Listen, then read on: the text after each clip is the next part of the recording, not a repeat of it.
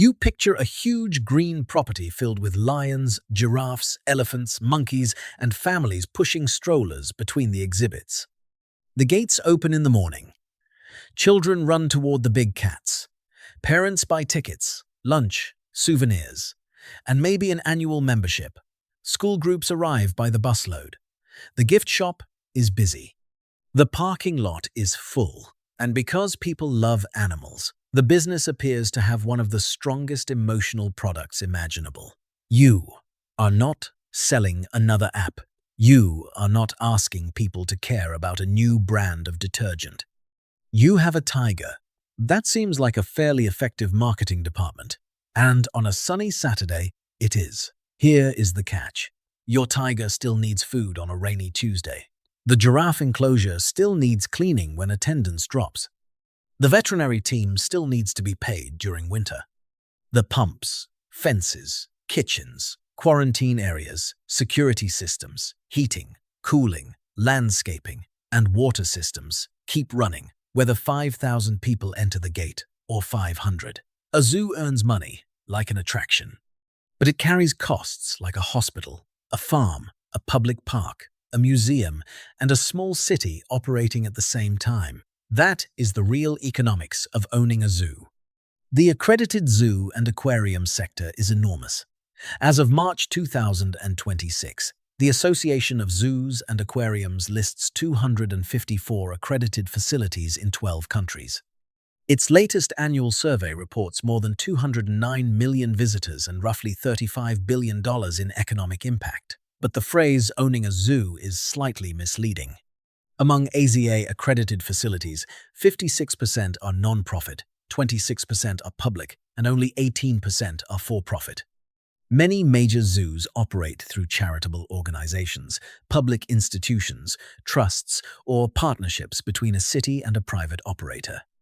The operator may control the staff, animals, ticketing, fundraising, and daily decisions while the land or buildings belong to a government authority. So, in practice, owning a zoo often means something closer to this.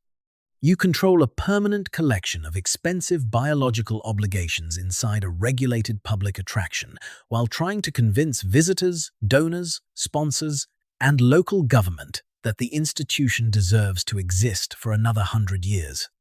Before you earn $1 from admission, you need permission to exhibit animals. In the United States, animal exhibitors covered by the Animal Welfare Act generally need a USDA Class C exhibitor license. Inspectors can review the animals, facilities, records, husbandry practices, veterinary program, and handling procedures. If you want the credibility of Association of Zoos and Aquariums accreditation, the standard becomes much higher. The accreditation process evaluates the entire institution, including animal welfare, veterinary care, staffing, safety, finance, education, conservation, guest services, and physical facilities. And the process must be repeated every 5 years. This matters because a zoo is not simply judged by whether the animals are alive. It is judged by whether the institution can care for them properly, protect the public, train its employees, survive emergencies, maintain its facilities, and remain financially stable. That last part is easy to underestimate. You may think the animals are the expensive part. Often, the buildings around them are worse.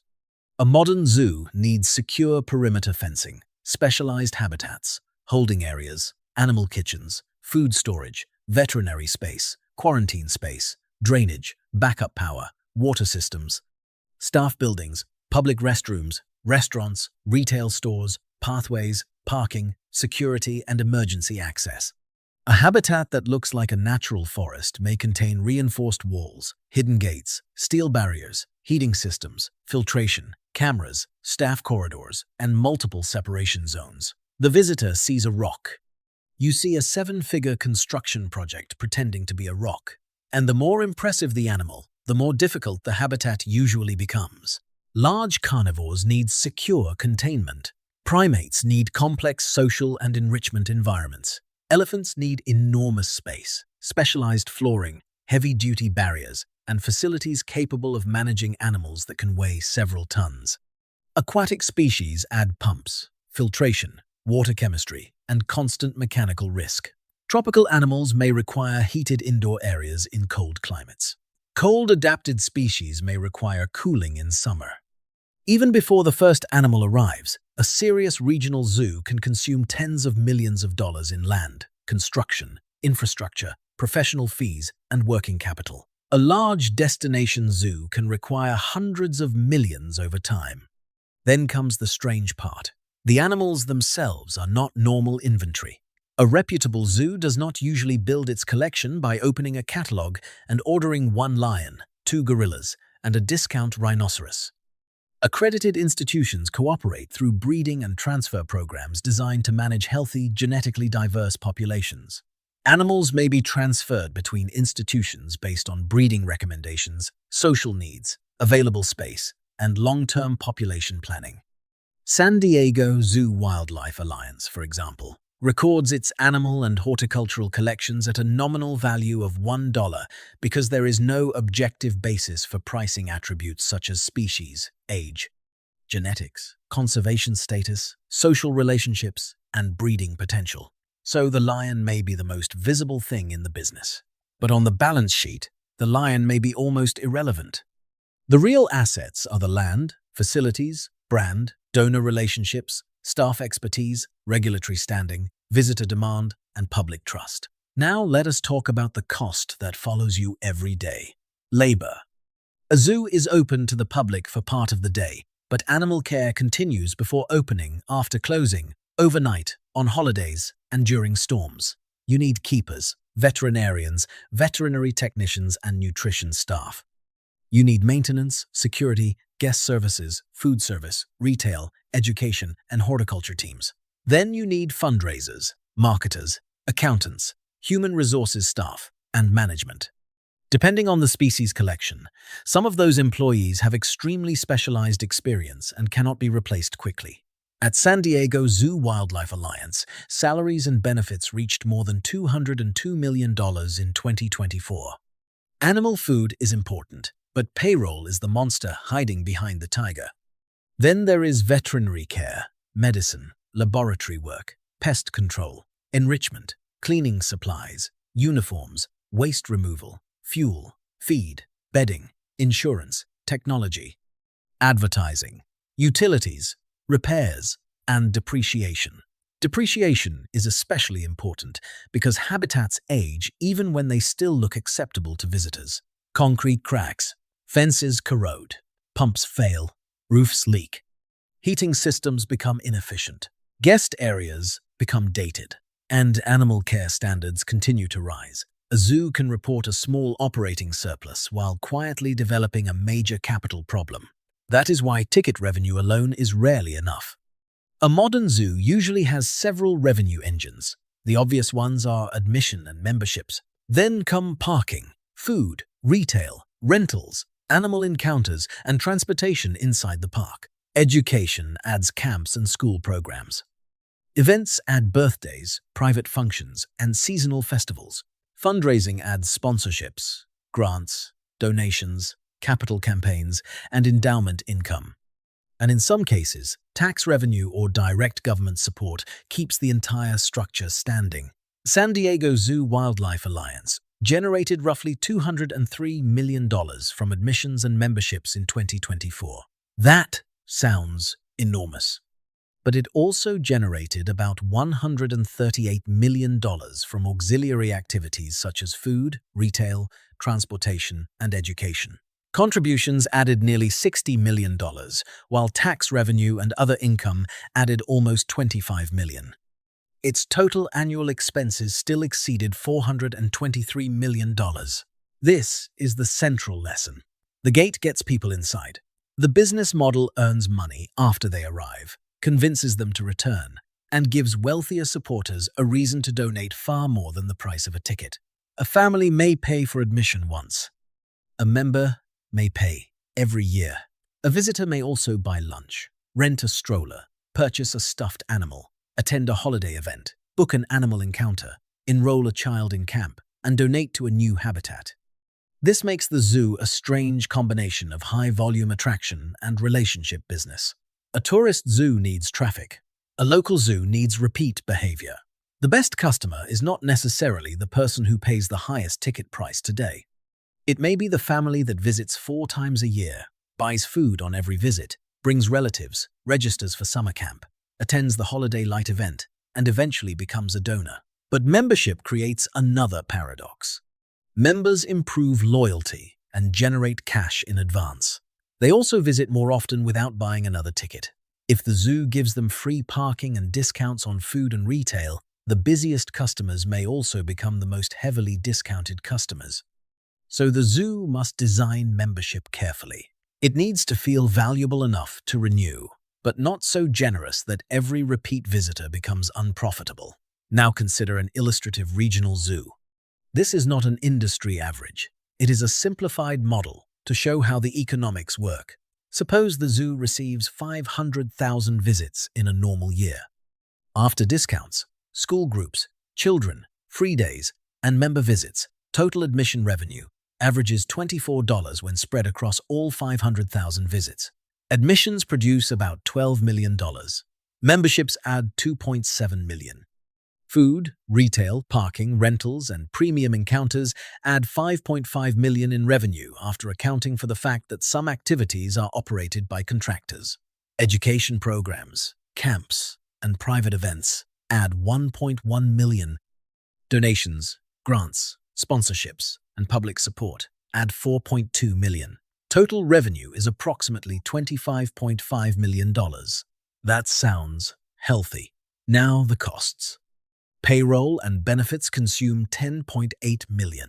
Animal care, veterinary services, nutrition, and supplies consume $3.2 million.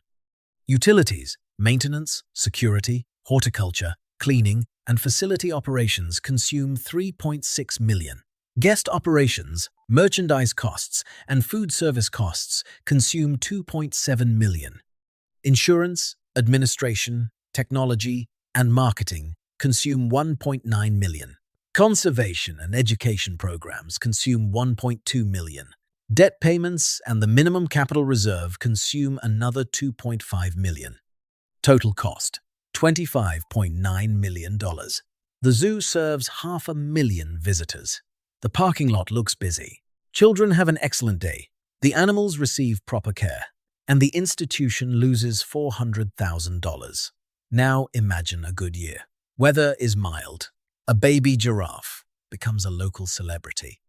Attendance reaches 620,000 visits. Food and retail spending increase. Membership sales improve. A donor funds part of a new habitat. The zoo might produce a surplus of $2 or $3 million. That money does not automatically become profit for an owner. A responsible operator will need it for deferred repairs, future habitat construction, emergency reserves, and years when attendance falls. Now imagine the realistic bad year. There are several weeks of extreme heat. A major exhibit closes for repairs. A disease concern temporarily restricts part of the collection. Attendance falls to 420,000 visits. Admissions decline. Food and gift shop revenue decline with them. But payroll does not fall proportionally. The elephant still eats. The veterinary hospital still operates. The pumps still run. The night security team still arrives.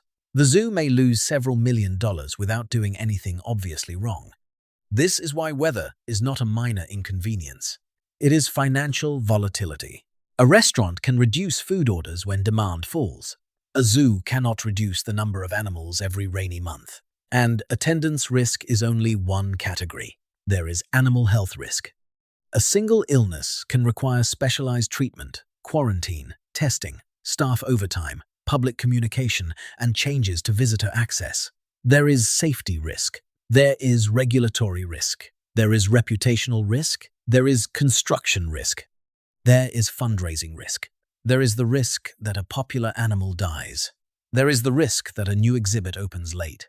There is the risk that public expectations change faster than your facilities. And there is the moral reality that the institution cannot simply abandon an unprofitable animal collection. The obligation remains alive. So, what makes a zoo financially strong? Not the number of exotic animals. Not the highest ticket price. Not even the largest attendance figure. A strong zoo has diversified revenue, disciplined costs, repeat local visitors, credible animal care, reliable fundraising, and a long-term capital plan. It knows which exhibits increase attendance. It knows which events produce real contribution margin instead of simply creating noise. It understands the lifetime value of a member. It separates restricted donations from money available for normal operations. It builds reserves before the emergency. And it does not confuse a full parking lot with financial health. The deeper truth is that a zoo does not really sell animals. It sells access to animals. Then it sells food, membership, education, entertainment, and belonging around that access. To donors, it sells conservation impact. To schools, it sells education. To local government, it sells tourism, employment, community identity, and public value. To families, it sells a reliable day out where children can see something that a screen cannot reproduce. That final product is more powerful than a ticket. It is relevance. A zoo survives when the community believes the institution matters enough to visit, renew, donate, sponsor, and defend. The tiger attracts attention. The giraffe creates the photograph. The baby animal creates the headline. But none of them controls the economics. The real business is maintaining public trust around an expensive, permanent promise. A promise that the animals will be cared for every day. A promise that the facilities will remain safe. A promise that the experience will still feel worth paying for. And a promise that the institution will be here long after today's ticket has been used. So, do you still want to own a zoo? Then do not begin by asking which animals you want. Begin by asking how many years of payroll, maintenance, capital replacement, and public trust you can afford before the first elephant walks through the gate.